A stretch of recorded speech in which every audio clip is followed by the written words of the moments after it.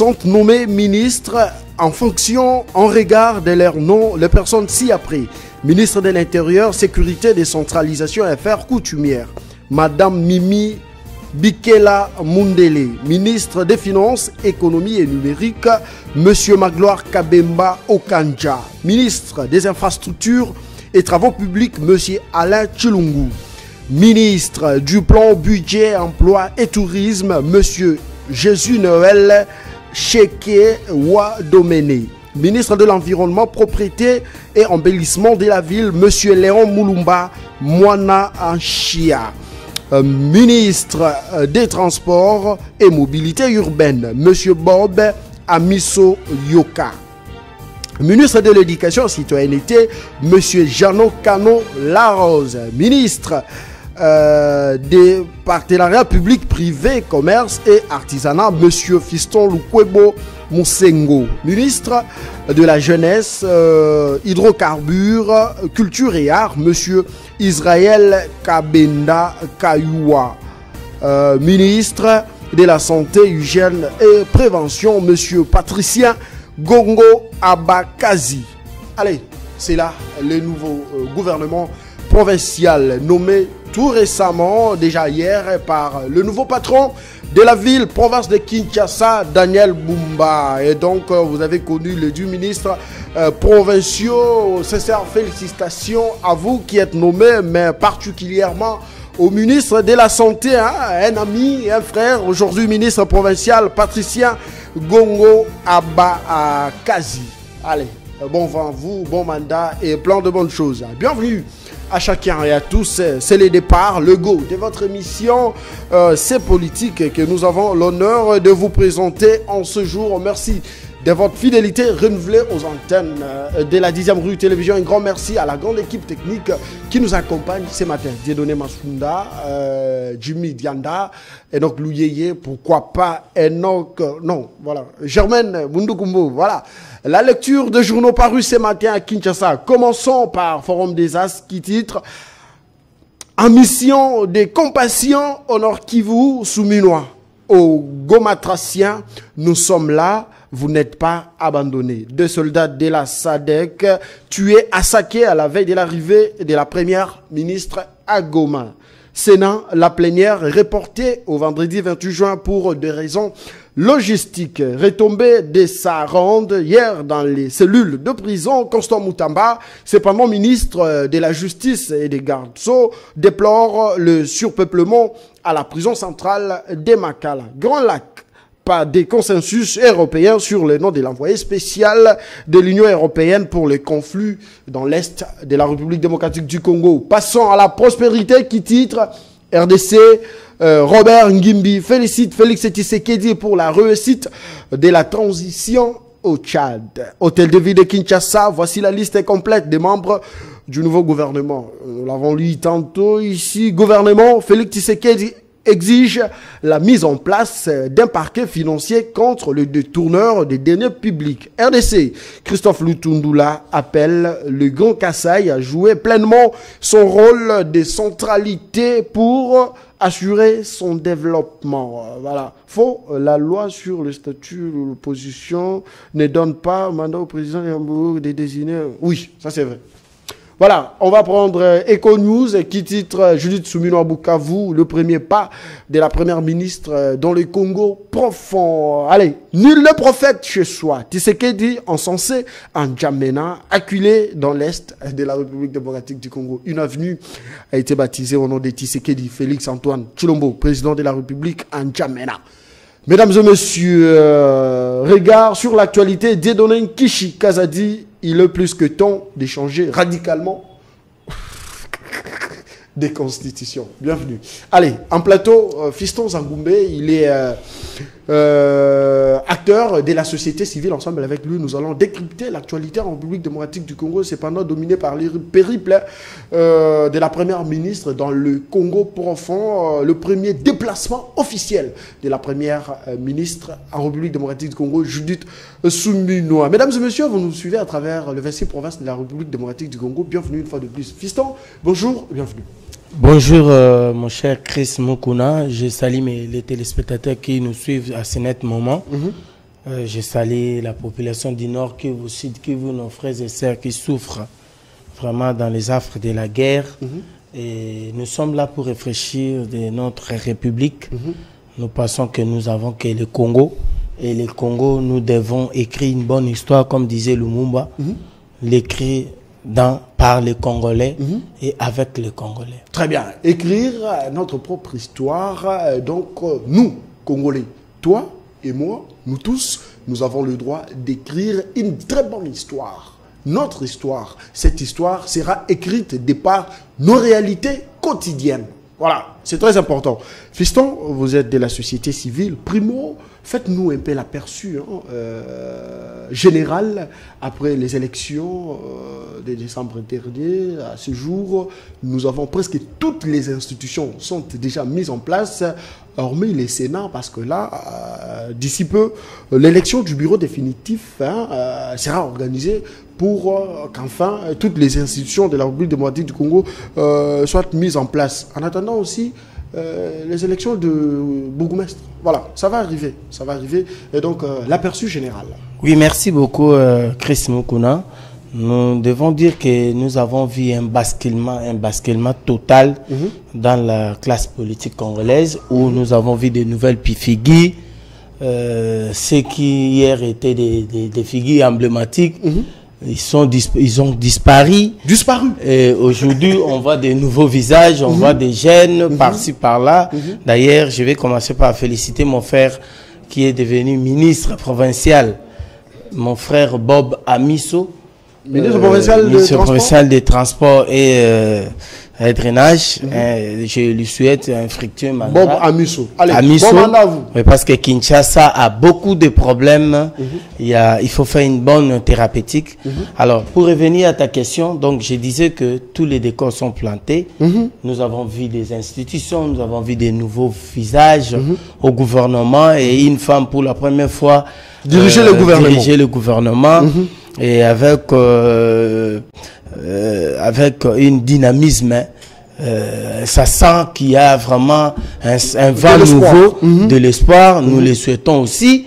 Et avec certains ministres qui déjà parlaient exact ou annoncent, on sent que ce gouvernement, j'ai fait allusion à Constant Mutamba. Constant Mutamba qui annonce déjà un vent nouveau. 35 ans seulement. Donc, voyez-vous Tshisekedi relever les défis, faire confiance à la jeunesse congolaise? Moi, je disais que nous devons rappeler au chef de l'État que c'est son deuxième mandat et qu'il doit écrire une bonne histoire. Nous ramener à la raille, parce que nous sommes en dehors, ce qui s'est passé ou ce qui se passe actuellement dans notre classe politique. Vous voulez dire que nous sommes perdus? Nous sommes vraiment à côté, nous sommes perdus. À côté de la parce qu'aujourd'hui, avec la corruption en outrance dans tous les niveaux, on peut même dire que c'est presque institutionnalisé. Parce que ça ne c'est pas normal. Institutionnalisé. Exactement. Ça veut dire que même partout dans toutes les institutions du pays, on constate qu'il y a des détournements. On constate qu'il y a des dégâts. Alors, et par ailleurs, Tshisekedi d'ailleurs demande au gouvernement, il exige la mise en place d'un parquet financier contre les détourneurs des deniers publics. Une très bonne chose. Ça, c'est à saluer, parce que nous avons crié et décrié 1001e fois que la corruption était devenue comme notre maladie courante, chronique même. Alors, si aujourd'hui, le chef de l'État veut vraiment donner des coups de tonus pour que les détournés soient punis et surtout que ceux qui détournent le fruit là où l'argent détourné, on ne les récupère pas. On récupère pas. Ça, c'est aussi un problème. Parce qu'il ne suffit pas d'arrêter un politicien et demain il est gracié. Le jeter en prison, il est gracié, et cet argent est perdu comme ça. Il peut être gracié ou mis en liberté provisoire dont on ne retourne jamais. Nous avons fait Tchibala devenir un premier ministre. Il n'a jamais été libéré définitivement. Il est toujours tranquille là où il se repose. Donc je disais que le gouvernement a l'obligation de conjuguer tous les efforts possibles pour que notre pays ait vraiment la vision là d'un bon développement pour le Congo. Très bien. Nous devons se lever. Parlons du Parlement. Est-ce, voyez-vous, aujourd'hui, le président de l'Assemblée nationale, Vital Kamerhe, bien diriger cette Assemblée nationale, lui qui fait un comeback 15 ans après? Ouais, il faut dire que Kamerhe a beaucoup d'atouts, ce qui est vrai. Il a dirigé l'Assemblée nationale au moment, pendant 3 ans quelque chose. 3 ans, 5 ans avant, 2006 jusqu'à 2008. Oui, on a vu, il a fait son épreuve de beaucoup de maturité. Mais il y avait un débat élevé. Après 15 ans, 10 ans après, Kamerhe aujourd'hui, dont beaucoup ne croient pas en lui, il faut dire que la population beaucoup était... ne croient pas en Kamerhe. Je vous dis. Pourquoi? Parce que les dossiers 100 jours à coller sur Kamerhe jusqu'à ce qu'aujourd'hui, les gens ne sont pas convaincus de ces jugements-là. Mais disons que nous devons lui accorder la chance et surtout qu'il doit aussi comprendre que beaucoup de gens n'ont pas confiance à lui. Il doit changer totalement nous amener, et surtout que moi je me dis il faut nettoyer des lois qui ont donné beaucoup d'avantages aux politiciens et aux institutions du pays. Nous devons comprendre que les Congolais souffrent aujourd'hui énormément. Voyez, je vous prends un exemple simple. Un petit exemple, les déplacements des Kamerhe avec 22 ou 25 personnes au Canada. Dans sa délégation vont coûter combien? 700 et quelques $1000.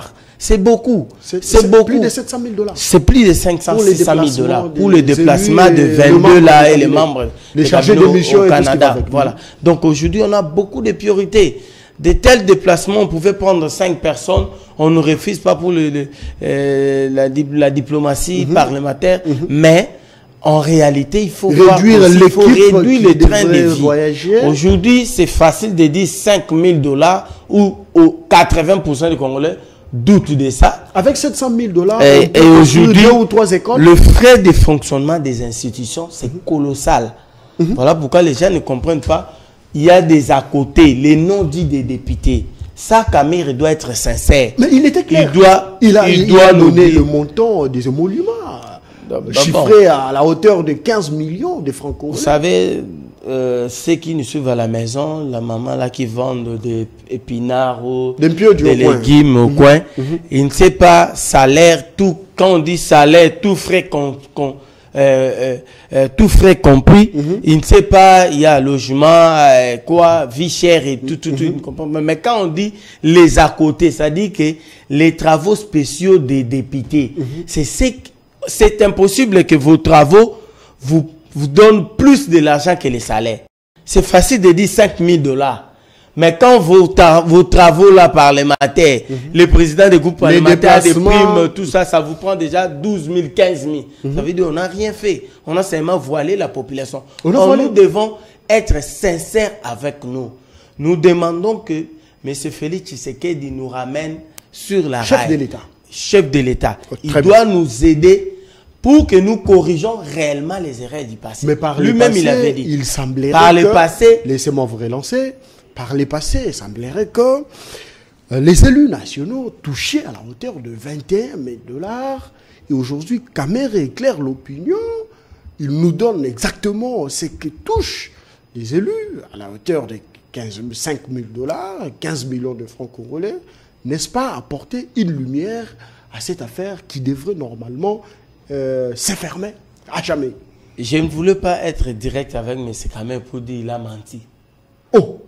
Mais j'ai mis un bémol en disant que oui, c'est ce que j'ai dit. Je ne veux pas dire ça, mais je vous dis tout simplement qu'il doit être sincère avec lui-même. Il a tapé à côté. Et il doit comprendre qu'il y a des intellectuels en face de lui aussi. Il y a des gens qui réfléchissent. Pour que vous nous disiez, vous pouvez nous dire ou vous déclarez qu'il y a 5 000 $ maintenant pour le salaire des députés. Il faut nous dire, on a réduit au budget national combien de frais de fonctionnement de l'Assemblée nationale, à combien, c'était à combien, pour qu'on puisse comprendre que réellement les trains de vie sont réduits à la baisse. C'est ça la vraie question.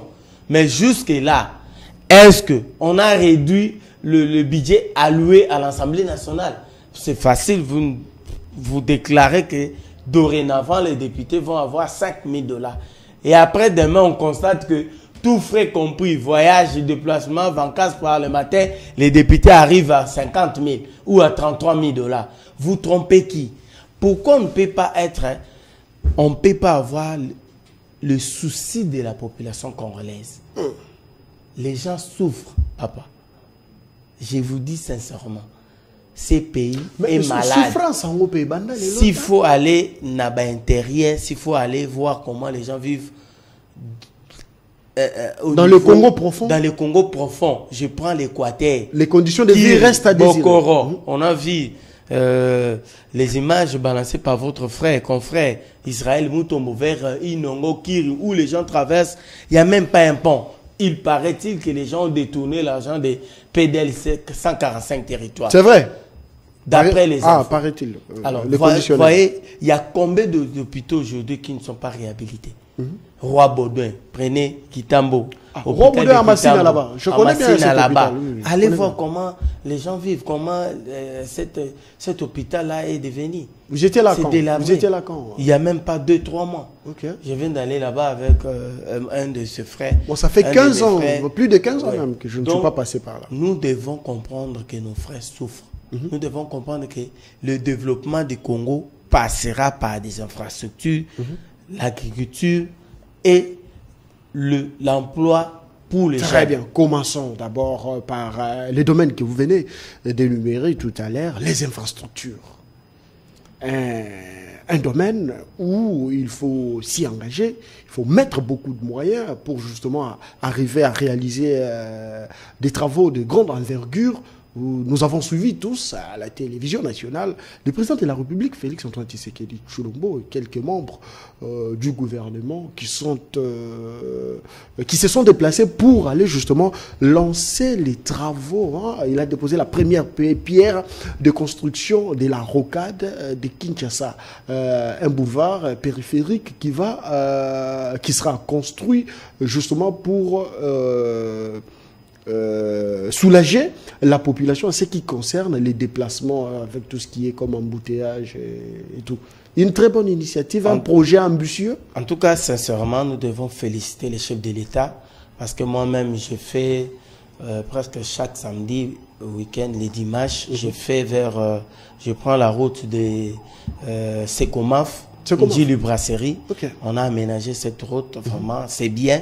Et vous voyez, si on dégageait la route qui va vers Lutendele, Lutendele vers Kazangulu, et ça va encore croiser la route Sekomaf, Njili Brasserie. Ça va relier. Ça va aider, ça aide d'abord pour le développement, ça aide à évacuer des produits, des denrées de première nécessité qui vient vers Bakongo, Bandundu. Exact. Et c'est ça le travail qu'on devrait faire. C'est un projet ambitieux. Relier des provinces, créer des routes qui vont aider les desserts agricoles. Très bien.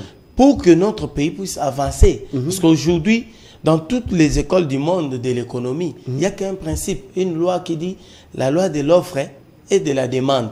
Si les denrées sont en grande quantité, les prix vont se rabaisser facilement, vont baisser facilement. Donc, on ne peut pas déroger à la règle. Mais si on ne crée pas des routes, si les provinces sont enclavées, s'il n'y a pas de bateaux, s'il n'y a pas de moyens de transport fluvial, les bateaux de pêche. Moi, je ne parle pas des bateaux de pêche. Il faut voir comment nos frères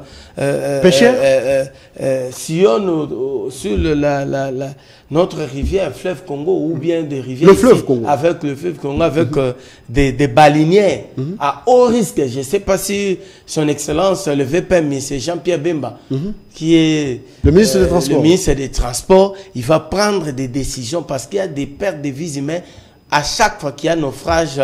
Avec ces moyens de transport là appelés balinières. Il y a toujours des pertes en vie humaine. Il faut vraiment qu'on focalise notre effort sur le secteur là des transports et des voiries, les voiries. Il y a encore un problème aérien. Nous n'avons pas des aéronefs pour se déplacer ici au Congo. Qu'en est-il avec... Laissez-moi vous relancer. Qu'en est-il avec notre société Congo Airways? Qu'en est-il avec? Vous savez, c'est une honte pour nous. Une honte? Un grand pays comme Congo, hier Zaïre, dont Air Zaïre avait plus de 50 flottes. on avait beaucoup des avions par rapport aux pays comme Kenya, Afrique du Sud, Gabon aujourd'hui. Éthiopie. Mais aujourd'hui, Congo Airways nous fait la honte. Parce que l'avion loué par... Ça, c'est trop fort. L'avion loué par... Ça, c'est trop fort. Il ne faut pas dire la honte quand même. Mais vous savez, c'est très drôle qu'un avion loué par Congo soit conduit ou piloté par des Blancs, par des étrangers. On n'a pas de pilotes ici au pays?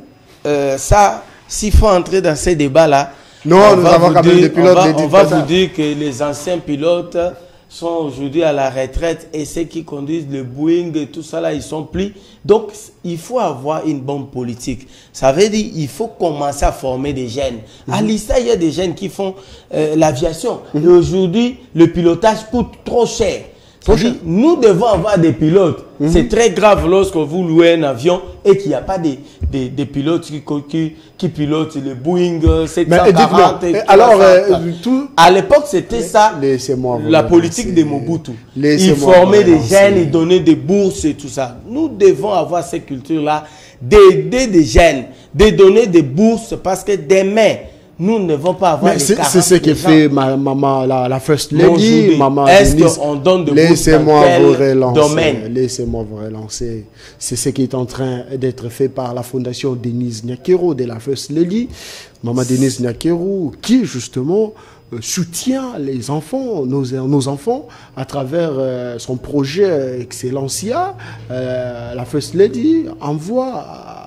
ensemble avec ses partenaires, les élèves allaient apprendre dans les pays occidentaux. Vous savez, c'est une très bonne chose. Hein? C'est une bonne chose à féliciter parce que dans notre pays, c'est comme si c'est devenu comme culture. Hein? On avait vu Maman Antoinette avec des actions, Maman Bobby avec des actions et Maman Olive. Et c'est mauvais. C'est bien, j'ai dit c'est bien. C'est bien. Et aussi, nous demandons à nos mamans, première dame, de aussi bousculer pour que notre ministère, nos ministères... Bousculer quoi? De qui? Non, c'est-à-dire, elle est la conseillère d'abord, première conseillère de la toute première conseillère du chef de l'État.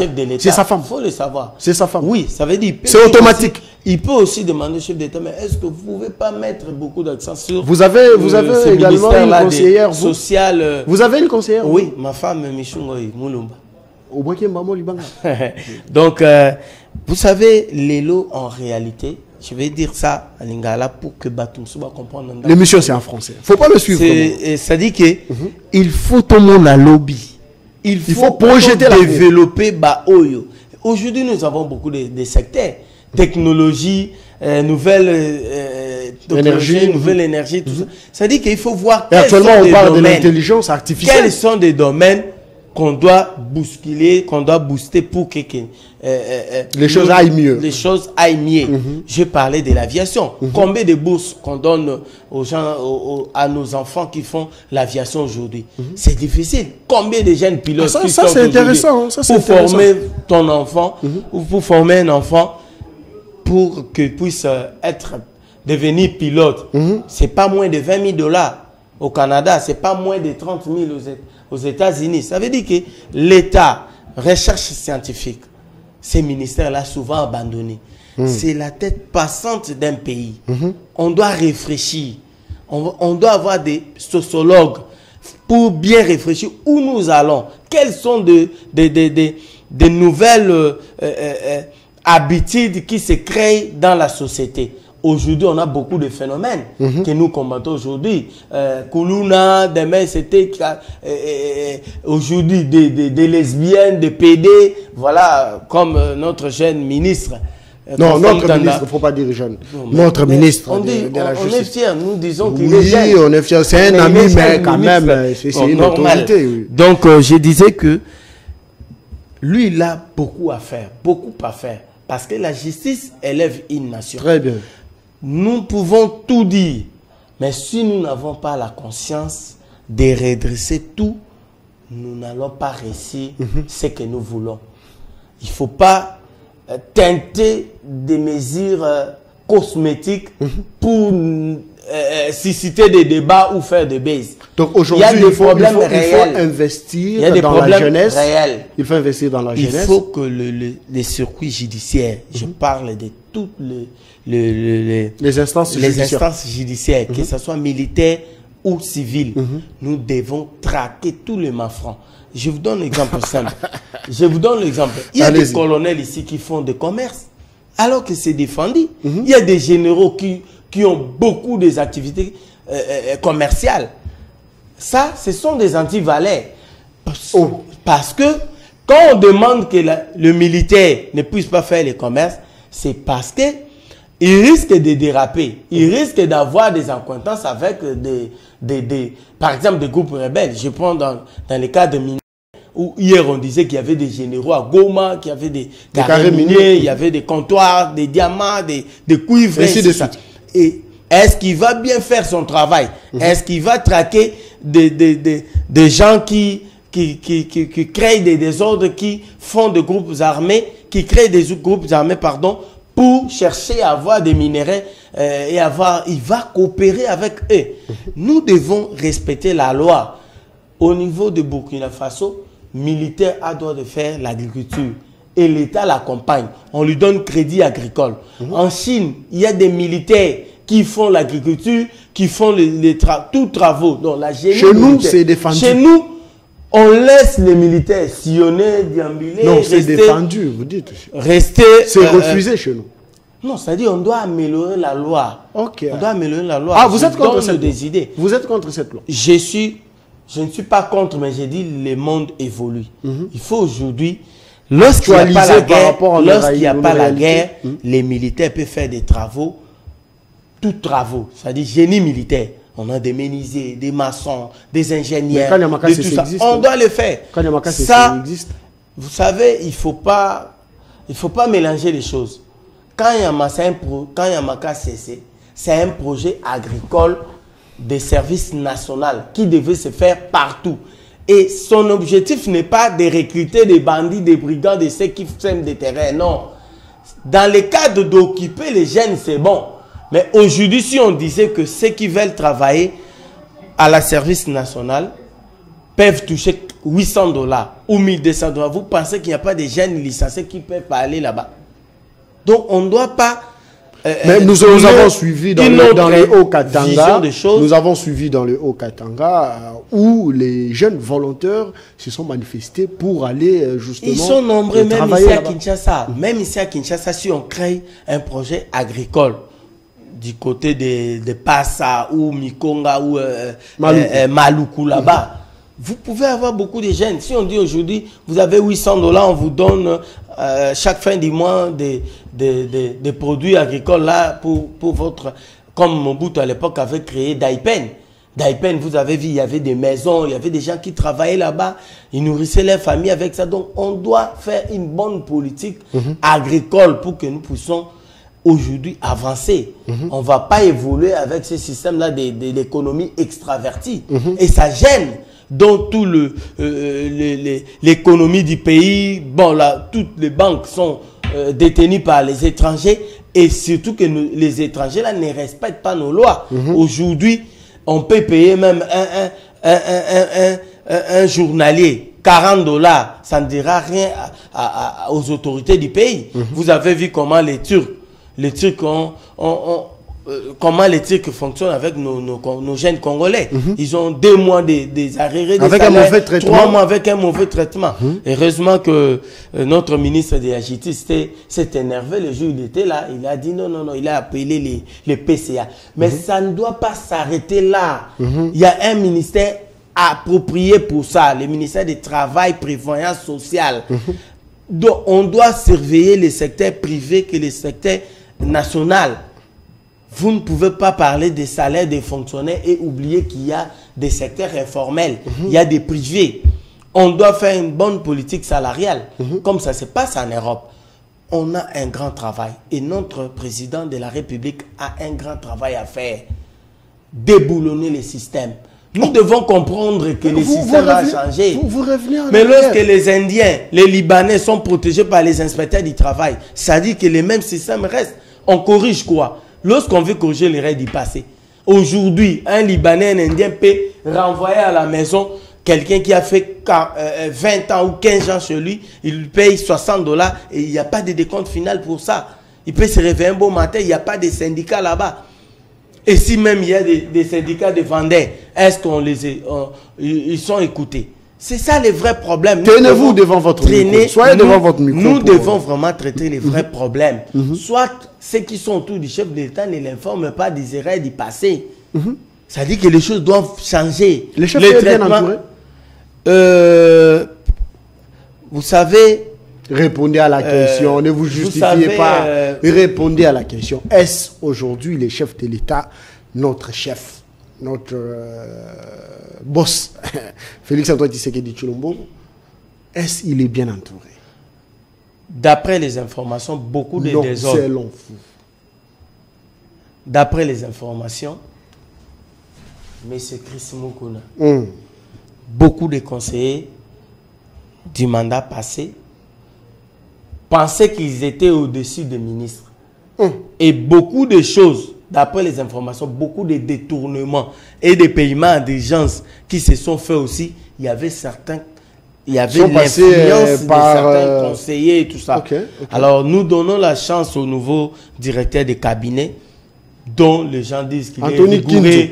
Anthony Kinzo, voilà. Dont beaucoup disent qu'il est rigoureux, c'est quelqu'un qui est vraiment un bon bosseur. Il a travaillé avec Mukoko Samba.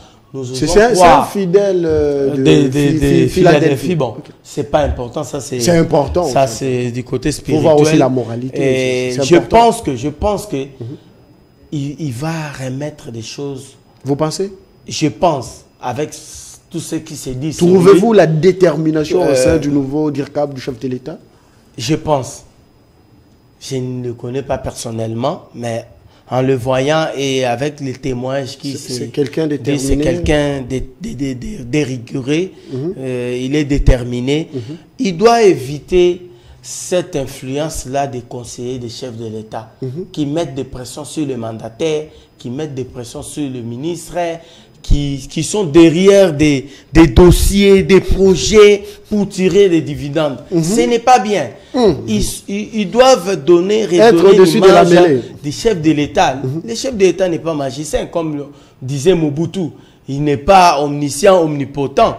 Mais on sent, si le chef de l'État est faible, on va le sentir par son cabinet, son entourage. Il faut que nous évitons le népotisme, le clientélisme.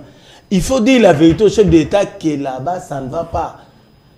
Ceux qui ont gagné ce marché-là, que ce soit les Indiens, que ce soit les Libanais, dites au chef de l'État que ça ne va pas avec les Turcs ici, ça ne va pas avec les Indiens, les Chinois. Voilà, ils ont pris 75% Vous avez un problème avec les Turcs. Ils nous ont construit les centres financiers. C'est pas fini d'ailleurs. Les chefs de l'État, ils sont en train de construire ici Kinshasa Arena. C'était pas fini. Vous savez que c'est pas normal. Le ministre a interpellé les DG de Milvest. Il avait pris, d'après les informations, l'argent était sorti pour qu'ils finissent, les travaux, puissent terminer les travaux là. Mais jusqu'aujourd'hui, c'est un détournement. Vous savez, c'est aussi un détournement. Parce que tous les projets ici au Congo, nous avons des institutions et des règles et des lois. Ça veut dire que vous êtes entrepreneur, vous voulez avoir un marché, conformez-vous aux lois. Conformez-vous aux lois. Quand on vous donne 35%, on vous dit vous devez accomplir au moins 50% des travaux. Mais lorsqu'on donne 90% à quelqu'un et qui n'a même pas fait 30%, qui protège celui qui a détourné?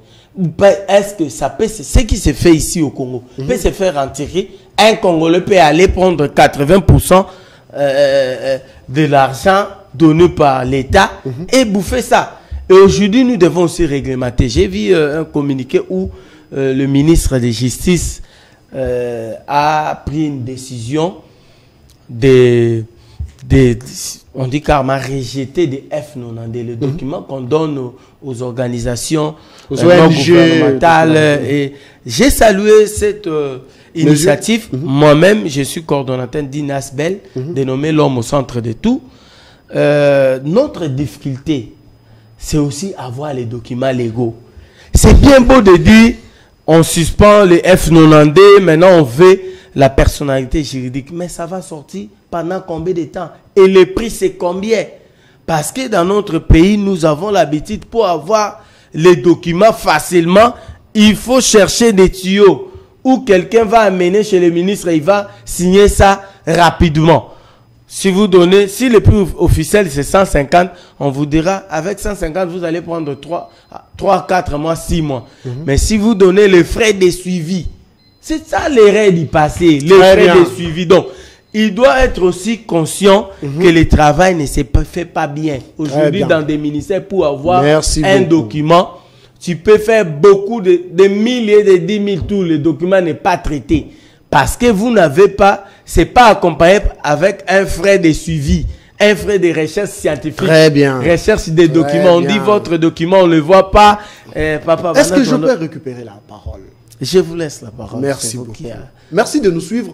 Nous sommes en direct. Chers téléspectateurs, un grand merci à vous tous qui nous suivez à cet instant même. Merci infiniment de nous suivre. Alors, en plateau, nous recevons pour vous, chers téléspectateurs, un compatriote, Fiston Zangoumbe. Il est de la société civile. Ensemble avec lui, nous sommes en train justement d'analyser autour d'actualité. L'actualité reste dominée cependant par les périples de la première ministre à l'est de la République démocratique du Congo, pour dire dans l'est. Elle est dans l'est de la RDC, sud, nord Kivu.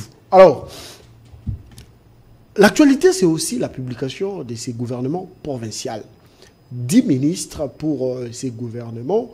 Les textes ont été respectés par les nouveaux patrons de la ville, Daniel Bumba, issu de l'UDPS, voté par les élus provinciaux. Cependant, voyez-vous l'homme travailler pour l'intérêt de Kinshasa et de Kino? Comme d'habitude, nous avons souvent l'habitude de féliciter des nouveaux venus, de leur accorder la chance. Nous ne sommes pas dans une église où bien on doit toujours espérer. À un moment donné, nous devons être pragmatiques. C'est-à-dire, Daniel Bumba, arrivé à la tête de la ville de Kinshasa, doit savoir que la ville a plusieurs problèmes. Il a trouvé une ville pathologique, une ville donc délaissée, abandonnée dans tous les secteurs possibles. Alors, je me dis, on ne doit pas exiger dès le début. Vous mettez en cause la gestion de Ngobila. Chaotique. D'ailleurs, à un moment donné, je me disais, est-ce qu'il avait envoûté le chef de l'État ou il avait envoûté tout le monde? Parce que ce que Ngobila faisait, on ne savait pas. Et jusqu'à la fin, j'étais surpris que Ngobila n'avait pas fait la remise et reprise, alors qu'il y avait des choses à... Il avait démissionné bien avant ça. Mais est-ce qu'on va auditer sa gestion? Je ne sais pas. Mais laissez-moi dire à notre gouverneur de la ville, Daniel Bumba, que vous avez trouvé une ville malade. Non. Une ville laissée à la morgue. Surendettée. Vous devez la ressusciter au lieu qui puisse être enterré. Daniel Bumba aura-t-il, je prends des secteurs rapidement dans la ville de Kinshasa. Le premier secteur. Le premier secteur, c'est le transport. Monsieur Daniel Bumba, moi je suis conducteur. Ton ami. Je suis conducteur. Ton ami est le ministre des Transports. Ami Sibob. Voilà. Ton ami, ministre des Transports. S'il vous plaît, nous devons revenir normal. Les codes de la route, il y a des procédés, il y a des principes. Nous n'avons pas un officier de la circulation routière compétent. Non, ne dites pas ça, il y a les compétents. Parce que on peut sortir avec vous ici, juste à côté, vers rond-point Pongabi. Il est dit à la code de la route qu'à 50 mètres de Carrefour, on ne peut pas mettre parking ou station de service. Mais voyez, sur Pongabi, il y a d'abord le petit marché pirate, il y a des motards partout, il y a des stationnements, des parkings. Prenons Victoire, rond-point Victoire. Et ce qui est grave, il y a des véhicules qui circulent sans clignotant, sans phare, sans rétroviseur. On se dit, est-ce qu'on a encore des autorités dans ces pays qui circulent? Attendez. Secteur des transports. Attendez d'abord. On a des receveurs des chauffeurs avec des cinglés. Laissez-moi vous relancer. Est-ce qu'on a des autorités? Laissez-moi vous relancer. Je suis en train de penser quelque chose. Vous avez parlé tantôt des véhicules, des bus, taxi-bus, qui circulent sans avoir les rétroviseurs. Moi, je me rappelle souvent, il y a les receveurs qui, eux, conduisent leurs chauffeurs. Ouais. Dans le sens des ils se donnent de tout, des permissions, des déplacements et tout ce qui va avec. Quand il va frapper comme ça, c'est-à-dire quota. Coco Tate. Alors qu'un véhicule doit être doté de tous ces outils pouvant lui permettre de bien avancer. C'est-à-dire, le chauffeur doit être dans de bonnes conditions, avoir les rétroviseurs et tout ce qui va avec. Et voilà. Et à Kinshasa, nous en manquons, voire même des véhicules qui circulent sur Kinshasa sans lumière. Sans phare. On met des projecteurs. Le projecteur, là, on le met dans l'agglomération. Dans la brousse, vous mettez des projecteurs en haut pour voir. Mais aujourd'hui, à Kinshasa, dans la ville capitale, il y a des bus qui circulent sans phare. À 20h sans phare, mais ils ont mis des projecteurs à plus de 100 mètres. Il a trouvé cela et il a laissé cela. Kanyama a trouvé cela, il a laissé. Kassongo a trouvé cela, il a laissé. Kilimbalimba est en train de vivre cette réalité. Et même demain, on risque que Daniel Bumba ne fasse rien dans ces secteurs-là. Qu'est-ce qu'il faut faire alors? Ce qu'il faut faire, il faut des décisions courageuses, populaires. Est-ce qu'aujourd'hui, comment on peut avoir encore des combis, bis créés, construits en 1945, bis combi combinement, et ça fait... Non, 45, vous avez exagéré. 1945, ces bis-là des Allemands. On appelait ça comment? Combi. Combi, oui, ça ne circule plus. Jusqu'aujourd'hui, ça c'est qui? Makala, les dessins, Zando, vous voyez, Kingasani, Matete, tout ça là. C'est anormal. Comment on a des bis dont on enlève des sièges et on met des... Voilà. Bon. Mais deuxième secteur, je t'avais dit, j'allais citer par là, c'est la sécurité dans la ville de Kinshasa. Nous avons la cohabitation des policiers et les Kuluna. Une cohabitation entre policiers des policiers et des Kuluna. Toutes les souciates. Vous l'avez remarqué?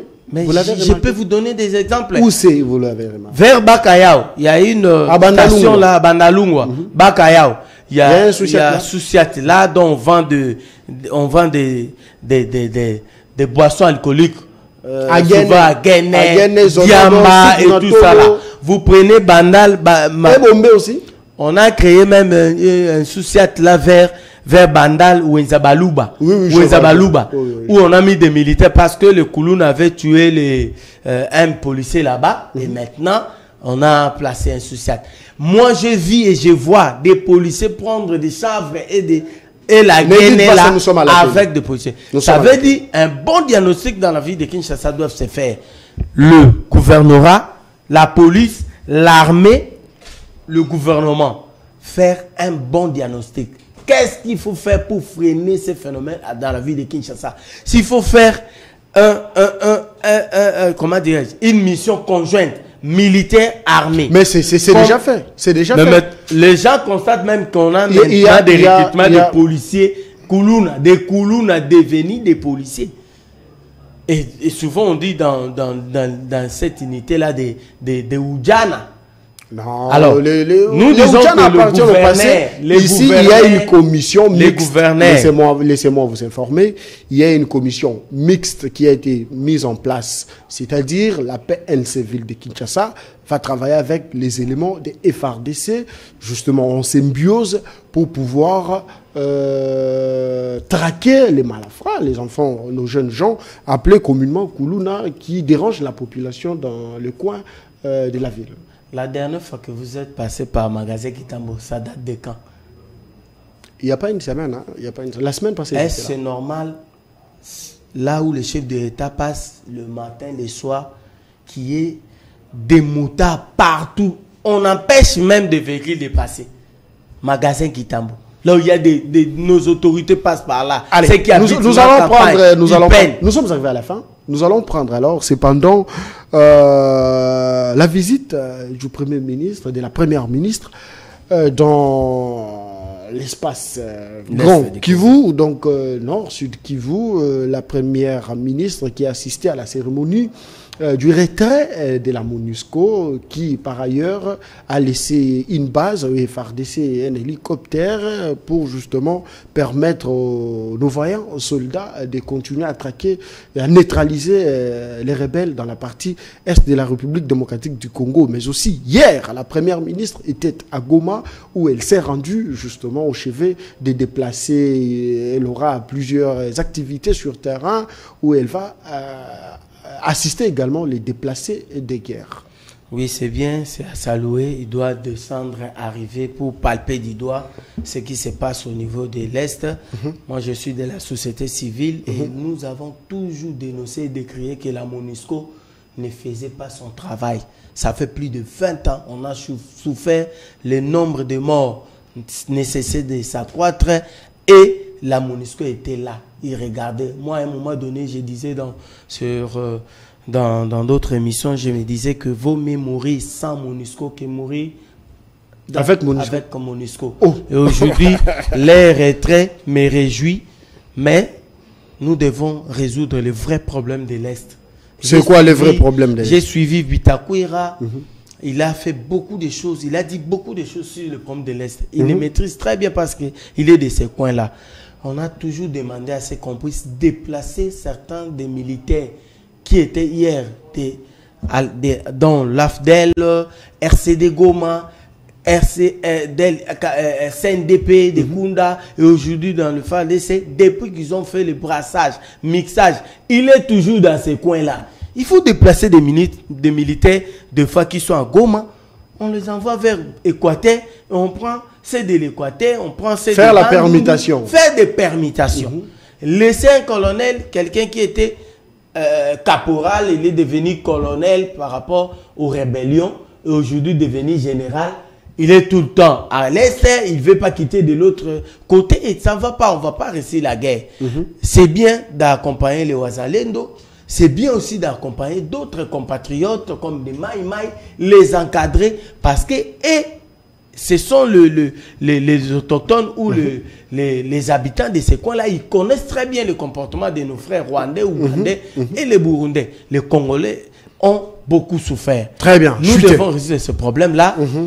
Il faut chercher à écouter les ressortissants de ces côtés-là. Les députés ressortissants des Nord Kivu, Sud Kivu. Poser les vrais problèmes à l'Assemblée nationale. Mais ils ont été reçus par le défense et sécurité à l'Assemblée nationale. Il faut poser des bons diagnostics, il faut faire des permutations, il ne faut pas laisser les ONG de blancs, des occidentaux qui viennent là-bas créer des histoires. Heureusement que notre frère ministre de la Justice veut taper là-dessus. Tous les ONG qui sont de l'autre côté, ils cherchent toujours à être côté, ils ne partent pas à Mbandaka, ni à Gemena, ni à Bandundu, ils sont seulement à l'Est et là-bas, et ils tirent des ficelles, c'est eux qui encadrent aussi des groupes rebelles là. Très bien. Donc, les derniers mots pour cette émission d'aujourd'hui. C'est votre première participation dans cette émission, c'est politique. Merci beaucoup pour l'occasion que vous m'avez offerte de passer ici dans votre émission. Ce qu'il faut dire, la vérité, c'est que le pays va très mal. Le pays va très mal. Très mal. Mais vous venez tantôt de louer les efforts fournis par les chefs de l'État. J'ai dit, le chef de l'État a l'obligation de nous remettre sur la rail. Et le gouvernement doit travailler sérieusement. Nous devons quitter ce chemin-là nous allons faire, sous l'impulsion du chef de l'État, nous allons faire. Non. Aider, changeons de narratif. Venez avec des propositions. J'ai félicité M. Moukoko Samba, dont je vis. Il a fait une réunion avec le ministre de l'Agriculture. Le nouveau patron de l'économie. Le nouveau patron de l'économie. Il a fait une réunion avec le ministre de l'Agriculture et Développement rural. Ça veut dire on sent qu'il a la vision. Il veut toucher là où il y a les vrais problèmes. Les problèmes de maïs, on peut aujourd'hui Massangu 3 mois. Aujourd'hui, Massangu. On ne peut pas réfléchir 12 mois sur comment faire pour que tous soient Massangu. Les jeunes, on vous donne l'occasion. Félicitations, chef de l'État, encore fait ça une fois de plus. Vous donnez l'occasion à la jeunesse de prendre possession dans plusieurs fonctions. Merci les beaucoup. Jeunes, Merci beaucoup. Ne vous laissez pas manipuler. Voilà, très bien. Merci. Donner un bon signal. Merci beaucoup, fiston. Merci. Vous savez, modeste, c'est bien. Pour le respect de nos téléspectateurs, vous nous avez suivis un peu de partout, chers téléspectateurs, dans le 26 provinces de la République démocratique du Congo, mais aussi de l'autre côté de la rive. Nous sommes au Congo-Brazzaville. Vous nous avez suivis, un grand merci. Merci infiniment. Mais vous pouvez retrouver cette émission sur notre chaîne YouTube Congo 60, la télévision de l'indépendance. Chers Africains, suivez-nous en direct et en intégralité. Vous allez retrouver cette émission et plusieurs de nos productions ici à la 10e rue à travers cette télévision YouTube Congo 60. Merci de vous abonner en même temps. Allez, on se retrouve demain pour clôturer la semaine. Merci de nous avoir suivis. À cela plus tard.